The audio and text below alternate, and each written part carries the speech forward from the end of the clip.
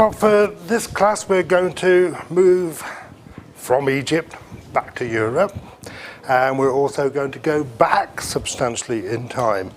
And this is a subject that's not discussed in the textbook at all, but I do think it is one of those important discoveries from the ancient world that people should really know about.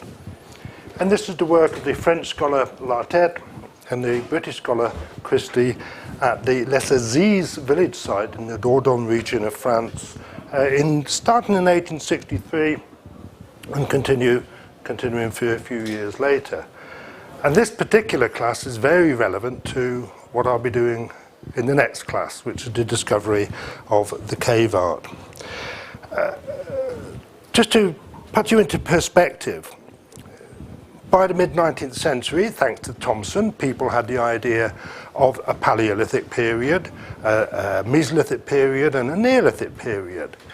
Thanks to the work at Hallstatt, people could work out a typology, a chronology of weapons and tools. You could put them into a kind of order. The big question still remained, of course. I mean, what could we do with the Paleolithic period? What could we do with the Mesolithic period? When was the Paleolithic period? When was the Mesolithic period? You remember that wonderful quote by the Danish writer about how, we don't know if it's a couple of centuries old or 2 millennia old. Just how long ago did these ages actually exist? Well, this story really starts off in 1852 in a region known as the Dordogne in France. It's a limestone area. Limestone is an area where you will often find caves. Water makes its way through the limestone and eventually will create a cave. And in the Dordogne area, there's a village called Arignac. And in 1852, a workman decided to go and hunt for a rabbit for his dinner. Now, you don't eat rabbit in Turkey, but rabbit is a very nice and popular food in several parts of Europe. The only problem is, this nice little cute rabbit with this little tail at the end like that, it looks horribly like a dead cat when you've taken the skin off, so it's not very nice to prepare. But it is very nice. And this workman decided to go and hunt for a rabbit for his dinner that evening. He found what he thought was a rabbit hole.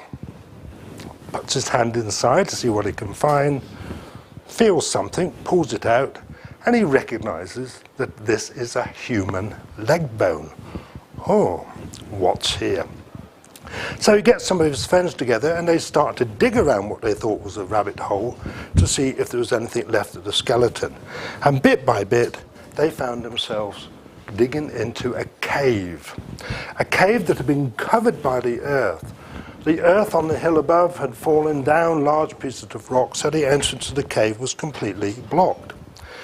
In the cave, they found the remains of 17 human skeletons, large numbers of animal bones, large numbers of stone tools, and some animal bones with carvings on them, drawings on them representing other animals. Well, a report of what they found soon got back to the local mayor. The local mayor came up to the site and he said, well, you can throw away these stone tools and animal bones. Nobody's interested in them. But these bodies might be of Christians, so we better bury them in a local churchyard. Well, gradually, the local people in the area began to forget about the discovery. The news of the discovery didn't spread outside the Dordogne area. And it wasn't until 1860 that one of the local villagers just happened to mention in passing what had been found at Arignac in 1852 when talking to his lawyer, a man called Edward Lartet. Edward Lartet was a reasonably wealthy landowner. He didn't really have to work very hard. He was particularly interested in paleontology. Paleontology is the study of fossilized bones. And he'd made quite a reputation for himself as a paleontologist. In 1834, for example, he had found the bones of a fossilized monkey in a cave in France, the first time a monkey skeleton had ever been found in France, and published that in the same year, 1834. But by the 1860s, he's becoming more interested in finding evidence for the origins and the antiquity of man. He knew about the discoveries of Boucher du Perth's in Abbeville. He had heard how the work of Boucher du Perth's had been confirmed by Joseph Prestwich and John Evans in 1858. He hoped that what he could find was evidence, more evidence, that early man had coexisted, lived at the same time as the extinct animals, things like mammoth and the cave bear. This was the sort of material that Boucher du Perth's was finding. Well, he realized that a cave makes a nice, sensible place for a home if you don't know how to build a house. So he also knew that in other parts of Europe, people had already found human skeletons in caves with the bones of extinct animals. Each one of these skeletons had been explained away as a later burial.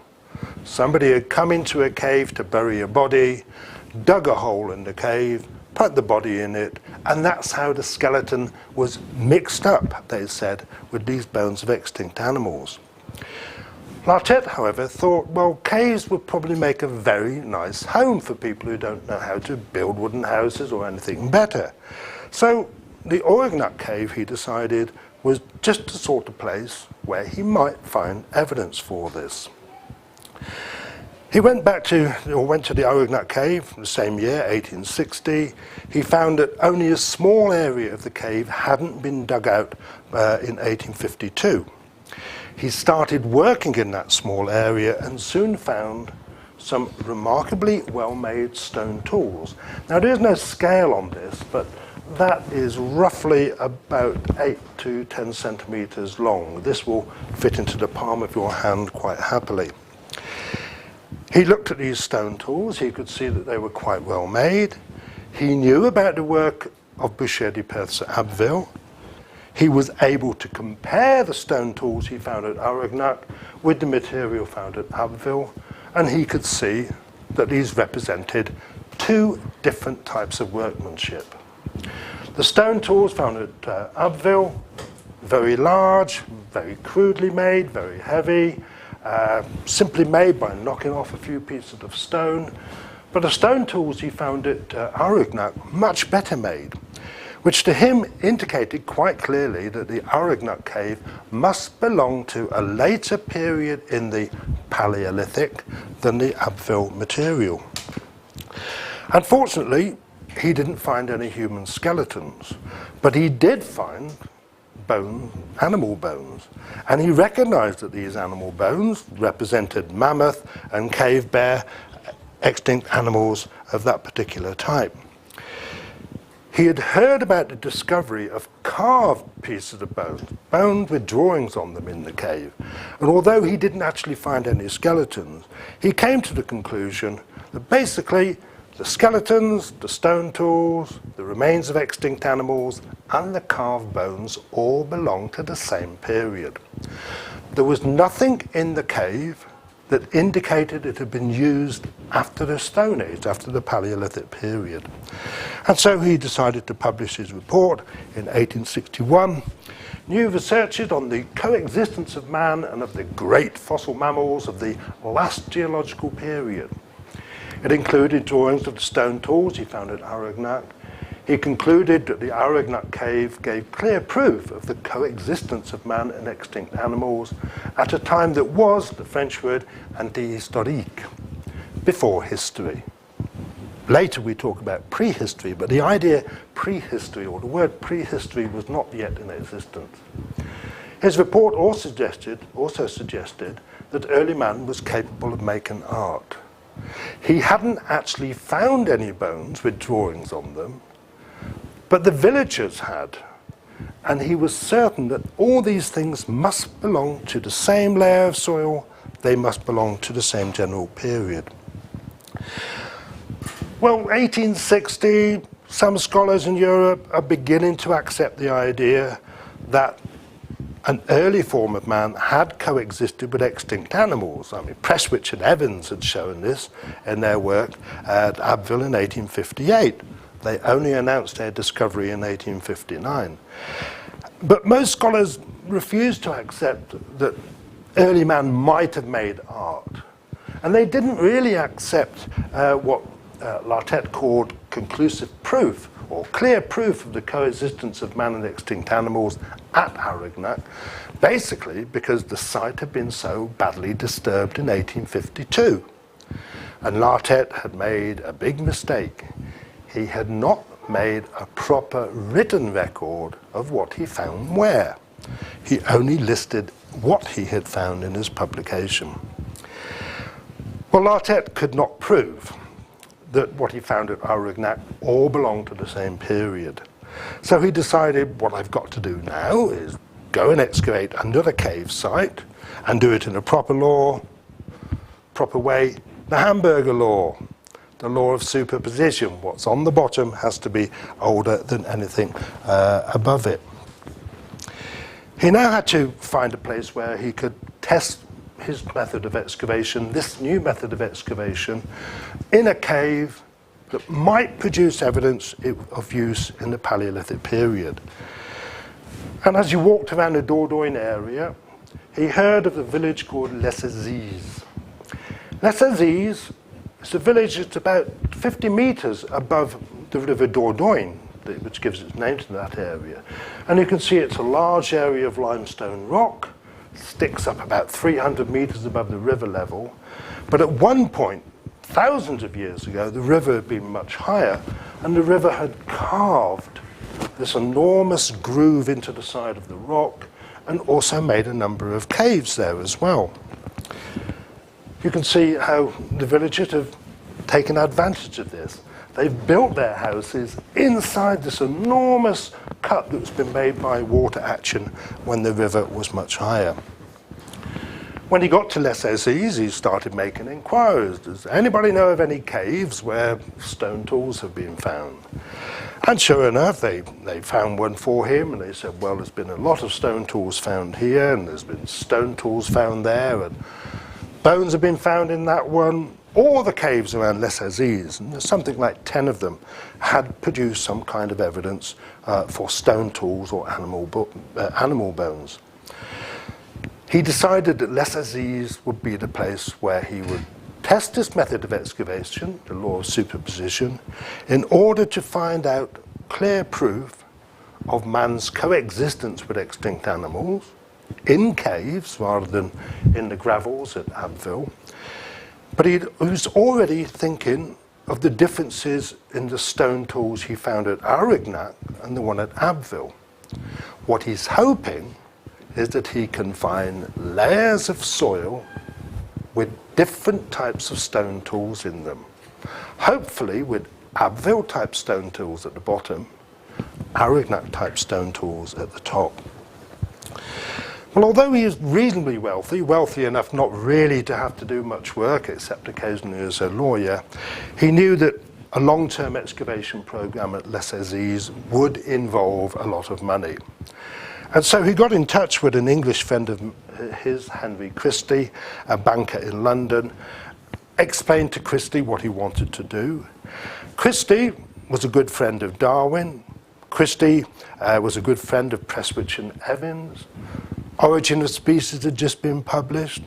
Christy is aware of this idea, which Darwin hadn't yet said, that man must have evolved through a long period of time, just like animals and plants. So Christy decides that, yes, perhaps Les Eyzies is the place to find this evidence, and Lartet is the man to do it. They started work on their first cave at Les Eyzies in 1863. They soon found that actually it only contained a single layer of soil with some rather simple but very well made stone tools in them. Christy recognized that exactly the same type of stone tool had been found in parts of England. Well, Evans, of course, when he gave his lecture in 1859 to the Society of Antiquaries, was aware that the Abbeville stone axes were just like the one that was found at Hoxne in 1797. So there was already some evidence that what was happening in Europe was also happening in Britain at about the same time. But Christy could say, well, this later type of stone industry, stone tool making industry, has got parallels in England. We're not dealing with local developments. We are dealing with continental-wide developments. What is happening in France is happening in Britain at the same time, probably in Germany and Spain and other places as well. So this was a very important discovery, but not really very much to be found there. Well, they then went to a second cave and they found the same type of stone tools that they found in the first cave. You can see how well made they are. They're really very thin. They're not much wider. At the widest, they're a centimetre thick and roughly about 10 centimetres wide and long, 4 centimetres wide. Different types of tools. This is obviously something for making a hole, for sewing or something like that. There are things like this we call scrapers for cleaning animal flesh off skins, spearheads, that sort of thing. But much more importantly was this second cave had another layer of soil beneath it with different stone tools in them.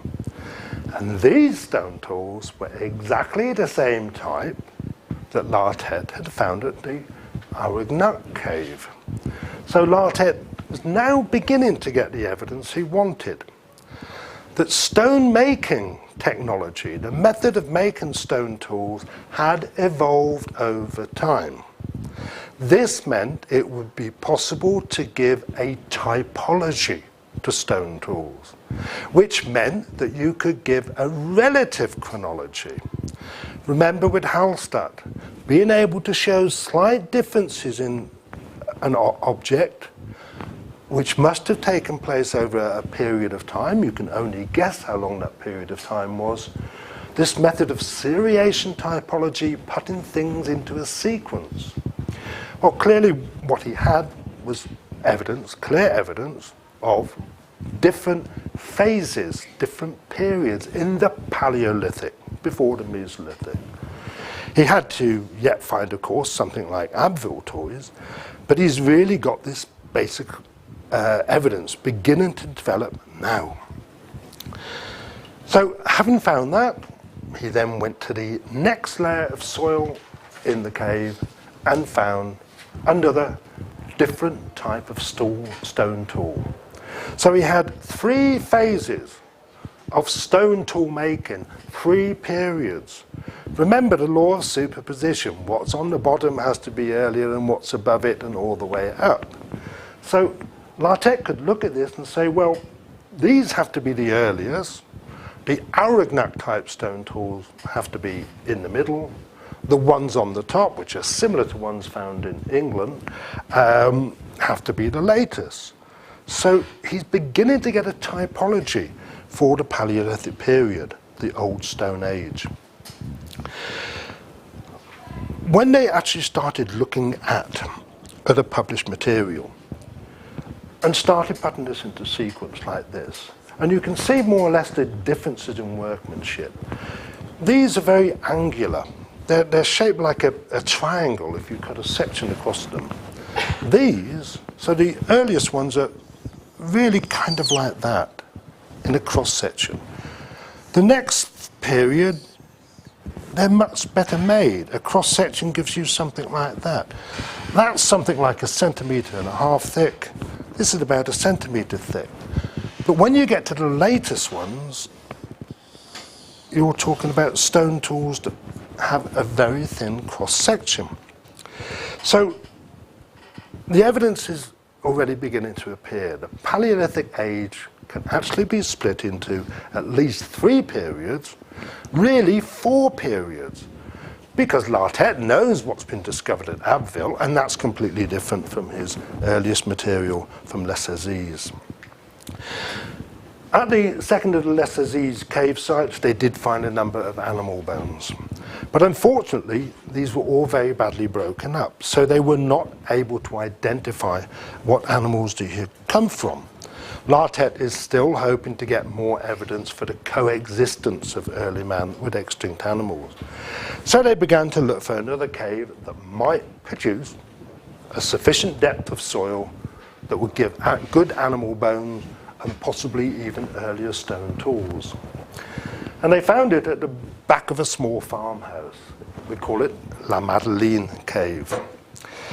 This contained a single layer of soil, though. They were just the same type of stone tools which he had found in the latest level at Les Eyzies.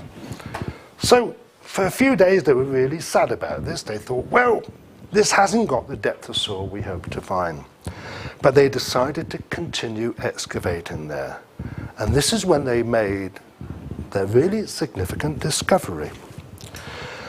What they found was, yes, it's got the same type of stone tools that were found in the latest soil levels at the Les Eyzies cave, so it has to belong to the same period, but they also found these pieces of carved bone.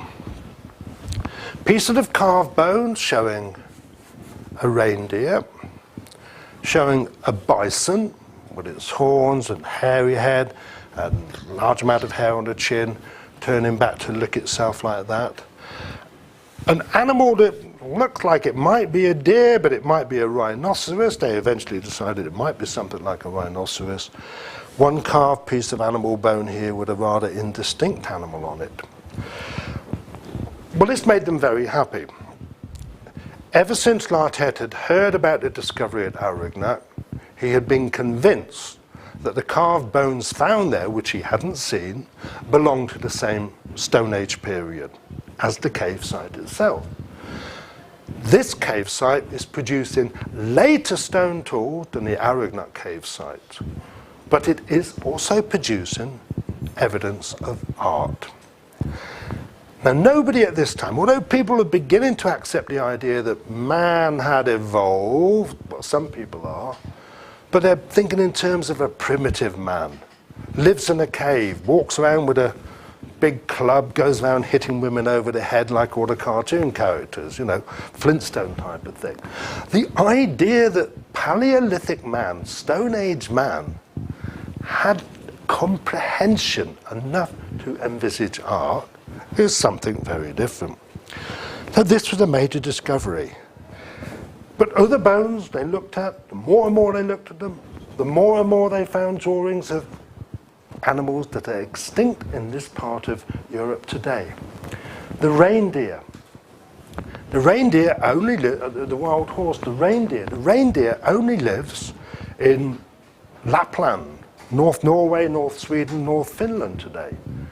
But obviously the reindeer must have been living around the cave at La Madeleine for people to draw them, which meant that the climate around La Madeleine must have been much colder at that particular period in the Ice Age. So all this evidence is coming together. Wild horses are completely extinct. They've got wild horse bones, they've got bones with reindeer carved on them, but then they found this. This is a drawing of a mammoth. Characteristic mammoth, many in the Ice Age series with very high domed head, very long tusks like that, very long trunk. Well, the mammoth has long been extinct. In actual fact, it's not been that extinct that long. The last mammoth only died about 10,000 years ago. But the mammoth was certainly long extinct at the time people are digging this particular cave. The thing is that people knew what a mammoth looked like, because frozen mammoths were already being found in Siberia. So Lartet could look at the bone, look at an illustration of a mammoth and say, this bone has been carved from life. Therefore, when this cave was occupied, mammoths must have been visible in the area. Well, everybody said, well, come on, prove it, prove it. Well, actually, he was able to prove it. The structure of mammoth bones, the way the bone is made up, is very different from elephant bones. And the structure of the bone with the mammoth carving found in the cave at La Madeleine was a mammoth bone. There was absolutely no doubt about it. Well, this is really, as you can imagine, a simply amazing discovery. They had conclusive proof that early man coexisted with the mammoth, with reindeer, with wild horses, that this must have been at a time when the climate of France was very cold, otherwise the reindeer could not have lived there.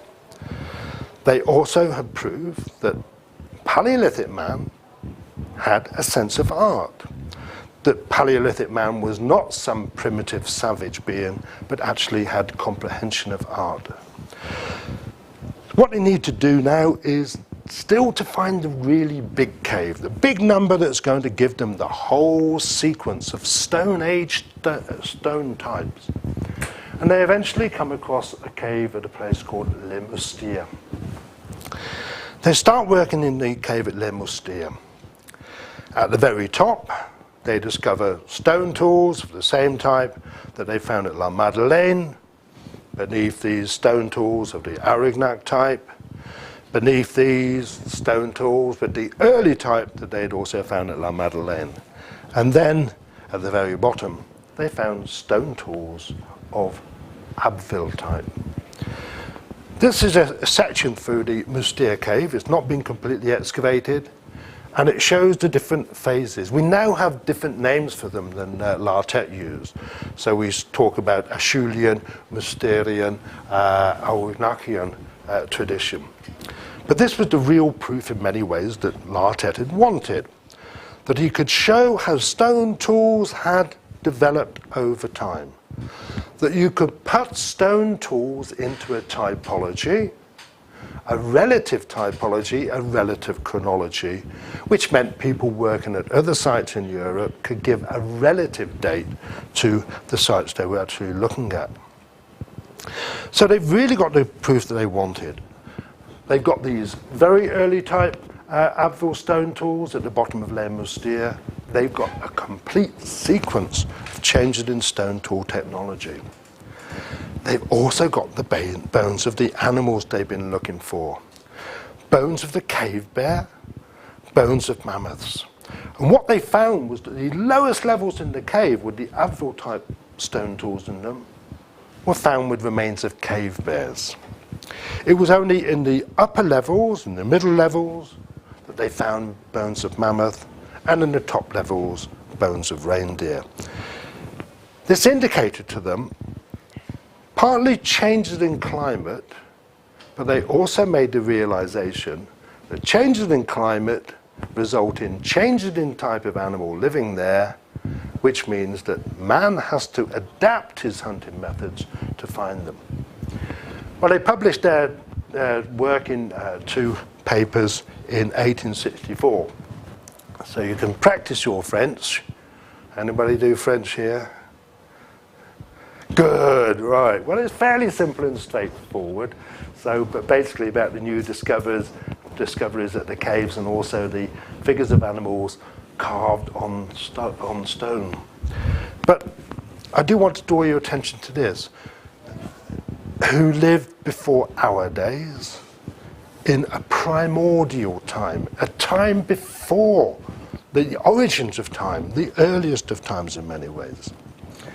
Well, these 2 papers emphasized how man's stone-making tool technology had evolved over a long period of time in what we call the Paleolithic period. Paleolithic stone tools are very different from Mesolithic stone tools, which are very different from Neolithic. Lubbock, Warsaw, and Thompson had defined the stone tools in those broad categories. But the Paleolithic period can also be subdivided. They showed how man's tool-making methods had gradually improved from the earlier stone tools, like the Abbeville axes, to the Arignac and the La Madeleine type stone tools. They also made the statement that the Stone Age people, Paleolithic people who made these latest tools, had a sense of art. They carved animal bones with drawings of those animals alive at the time, wild horses and mammoths and things like that. Well, the different types of bones as tools were also found with the bones of different types of large animals. The earliest with bones of cave bears, the middle period, bones of mammoths, tools of the latest period with bones of bison, deer and wild horses. This demonstrated for the first time something people had suspected but could never prove, that there had been gradual changes in the local climate over a long period of time. The important thing, though, was the realization that if there were changes in the habitat, and if there were changes in the types of animals available, man had to adapt and change his hunting methods to get these animals. Well, something like a big Abbeville stone axe is very useful for chopping up a large piece of meat off a mammoth. It's not very good for chopping up a piece of meat off a deer, because you'll just end up breaking the bone. But a mammoth you can hunt as a group with spears or heavy stones. Deer you have to hunt with single spears very carefully. So they're making the point that changes in technology coincide with changes in the climate and hunting and thinking strategies. Well, this is basically the same sort of thing that Huxley has suggested in Man's Place in Nature, published in 1863, the year they started working in Les Eyzies. Man had evolved over time. Man's stone-making technology had evolved over time. Huxley said that early man in Europe had evolved from a simple type of savage to a more developed and almost modern type of man. That in doing so, man had stopped making or started making simple stone tools and then gradually went through to make much more developed stone tools. Well, the publication of their results in 1864 was much debated and became public knowledge in 1867, when the Grand Exposition Universelle in Paris in that year, which displayed all the great inventions and all the great discoveries throughout the whole of Europe. In fact, some of Mariette's material was shown here as well. It included a wide range of things, like the biggest exhibit being a gun made by the Krupp family in Germany, and the smallest, a collection of stone tools and pieces of decorated bone, which Lartet and Christy had found in the cave sites of La Madeleine and so forth. People began to realize, not just scholars, but people outside the academic world, could now see for themselves the evidence that Paleolithic man, Stone Age man, as he was popularly called, had evolved from a simple savage to a very sophisticated, almost human type of being, with a sense of art and developments in technology as well. Well, the only problem was, what did this prehistoric man look like? Did he look like us, or did he look like that Neanderthal skull, which had been reported earlier? The evidence came up a year or two later. Another cave site, the Cro-Magnon cave, not far away from Les Eyzies. Some workmen digging there found some bones and some stone tools, a little plaque on the top of the cave to commemorate the discovery of it. Lartet went to go and excavate it, and he found the remains of 5 skeletons, one of them a newborn child. He saw that all these skeletons were born but buried in the same way. They were inhumations, obviously, if they're skeletons, laid out like that. So they obviously represented the same sort of burial practice to a certain extent. They were buried with the same type of stone tools he had found at La Madeleine cave in the latest levels. But in addition to that, they were also buried with animal bones, basically mammoth and deer bones, and decorative items.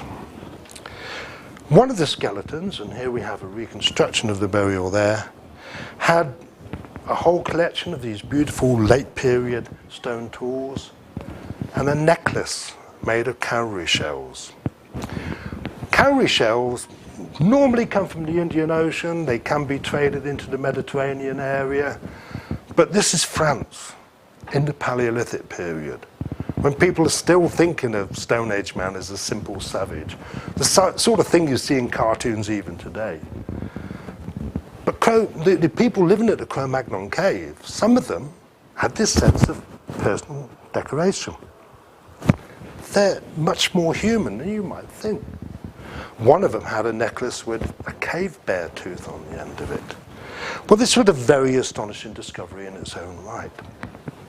But then when the skeletons started to be studied, it was seen that the skeletons of these people living at the Cro-Magnon cave, people who had used stone tools of the La Madeleine type, so they belonged to the Paleolithic period, had skulls that were only slightly different from modern man. The differences are really, really very slight. There tends to be a more prominent nose, it tends to be a heavier skull, a heavier jaw and things like that. But the basic build of these people who lived in the Cro-Magnon cave, who used these La Madeleine stone tools, was essentially slightly taller than modern man, more robust, more muscular, much more heavier set. Well, now people were beginning to get an idea of what the people who used the latest stone tools look like. Not very much different from modern man. But the most astounding discovery of all was this. This is one of the Cro-Magnon skulls.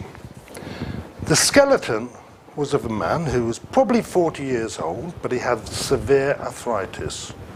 His bone joints had sealed up, he couldn't bend his fingers properly. He'd lost all his teeth. In the center of his head, he's got a fracture, which he's been hit by something, but it's healed over. 40 or so years old, not terribly old by modern standards. But the thing is, this person, this man, could not have lived with bad arthritis, no teeth, in a society that didn't care for people. He's got a fractured skull. That won't heal naturally. He had to be looked after. So what they found at Cro-Magnon was this crucial piece of evidence. Not only did late Paleolithic man know how to make art, he could think of art. Late Paleolithic man wore jewelry. Well, woman, possibly. We don't know which, actually. But late Paleolithic man cared for the sick, the ill, and the needy in society, even though a person like this could not contribute to the well-being of the society. Another few years were to pass before more excavations at Les Moustiers provided the next bit of evidence that was needed. Mixed in with stone tools of the late Abbeville and the next period was a burial with this particular skull. People at once immediately noticed this prominent brow ridge, this flat, wide nose, the lack of a chin, that protruding bit on the back there, the gap behind the molars. And it was recognized for what it was. This was a skeleton of the same type of person represented by the skull that had been found at Neanderthal in the 1850s, which Huxley had suggested might represent the earliest type of human. Well, the discovery of all these things meant essentially that you could now look at how differences in the skeleton of people throughout the Paleolithic. You could see that Neanderthal-type skulls were associated with the Abbeville and the other early tools. Cro-Magnon skulls associated with later stone tools. You could see the physical evidence from the same cave site, basically, of how man had evolved over time. Well, Neanderthal is basically a cousin of ours, and our ancestors, probably wiped him out, although there's still a lot of argument about that. The skeletons of Neanderthal and Cro-Magnon are very different. Neanderthal man is adapted for living in a cold climate. He's got a very thick, heavy-set body. Think of Eskimos, right? Thick, heavy-set bodies, good in cold climates. So very clear differences. Well, Charles Darwin, of course, is keeping up to date with all these discoveries. Charles Darwin, remember, in 1859, when he published On the Origin of Species, did not say anything about evolution and human being. He's a Christian who believes in the Bible. He basically will not accept it. But in 1871, there he is. He publishes A Descent of Man, in which he accepts that evolution had to apply to humans as well. Lartet and Christy, meanwhile, have given us a typology for the Paleolithic period. They still couldn't say how long ago all this had happened. They weren't any much better in a sense than Thomson had been at the beginning of the 19th century. Was the old Stone Age 200 years ago, 2,000 years ago, 200,000 years ago? They still basically didn't have any idea. And we'll talk about that at a future date when we look at other dead bodies. Okay.